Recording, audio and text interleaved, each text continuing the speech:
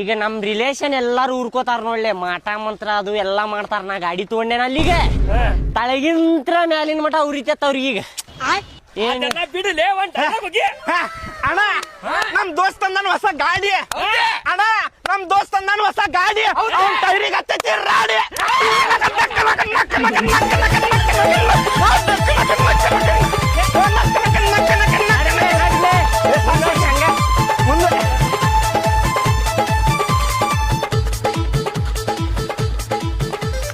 Side ಸರಿಲೆ side dance ಮಾಡ ಕಾರ್ನಾಗ ಹೊತ್ತು ಬಿಡ್ತೇನೆ ನೋಡ ಕಾಲ್ಗಿಲ್ ಹಾಕಿಲಿ. ಬರ್ರಿ ಬರ್ರಿ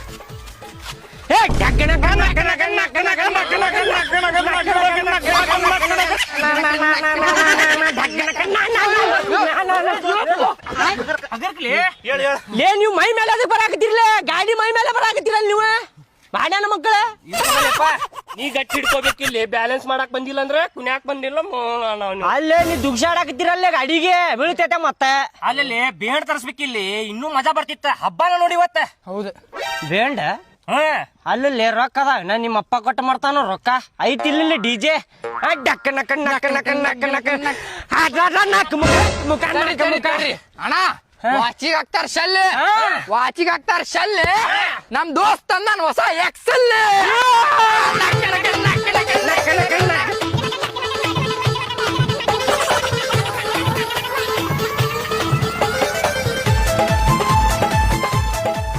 ಸಾಕಾತ್ ನೋಡ್ಪ ಕುಣದ್ ಮಗ. ತಪ್ಪು ತಿಳ್ಕೊಬೇಡ, ಒಂದ ಮಾತು ಹೇಳ್ತೇನೆ.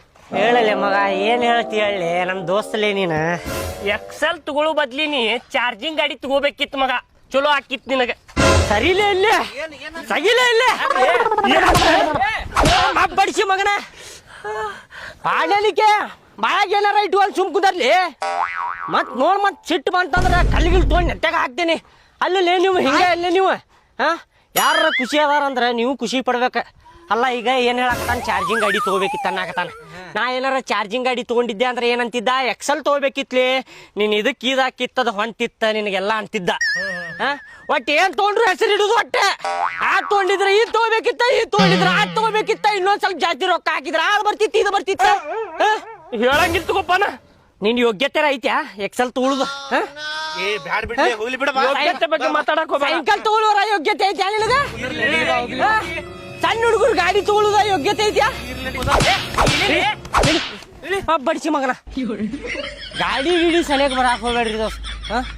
ಪ್ರಾಣ ಕೇಳ್ರಿ ಕೊಟ್ಟು ಬಿಡ್ತೇನೆ ತೋರಿಪ್ಪ ಅಂತೇಳಿ ಕಿಡ್ನಿನೂ ಕೊಡ್ತೇನೆ. ಗಾಡಿ ಸನಿಯಾಗ ಬರಾಕ್ ಹೋಗ್ಬೇಡ್ರಿ. ಲೋನ್ ಮೇಲೆ ತಗೊಂಡಿದ್ದೈತಿ